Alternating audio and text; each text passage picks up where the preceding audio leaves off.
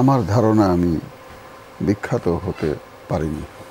আমাদের একটা কমন প্রশ্ন থাকে এই আয়োজনে, আর ইউ ফেমাস? না, কেন নয়? মানে ফেমাস শব্দটা আমি মনে করি অনেক বড় শব্দ। আচ্ছা, বিখ্যাত হওয়া এটা অনেক বড় শব্দ, অনেক বড় কাজ। আমার ধারণা আমি বিখ্যাত হতে পারিনি। তবে বিখ্যাত হওয়ার স্বপ্ন আমার নেই। আমি যে কাজ করে শান্তি পাই, জি, আমি অভিনয় করে শান্তি পাই, দর্শক দেখে আনন্দ পান, সেটিতে আমি শান্তি পাই। আমি রোগী দেখে শান্তি পাই, রোগী ভালো হয়ে শান্তি পান, সেটাতে আমি শান্তি পাই। এটাই যথেষ্ট।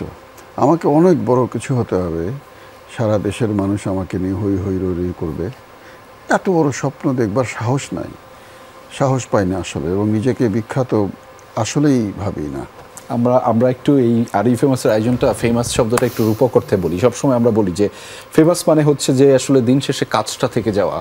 আমরা সবসময় বলি যে মানুষ কতদিন বাঁচে পৃথিবীতে, কিন্তু তার কাজটা থেকে যায়, তাকে আমরা স্মরণ করি, মনে করি তার কাজের মাধ্যমে, এবং আমরা বিশ্বাস করতে চাই যে আমরা এই পৃথিবীতে প্রত্যেকটি মানুষ অসাধারণ।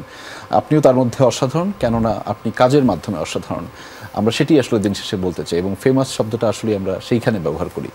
আমার কাছে ফেমাস শব্দটা কেন জানি মনে হচ্ছে একটু অহংকারী শব্দ।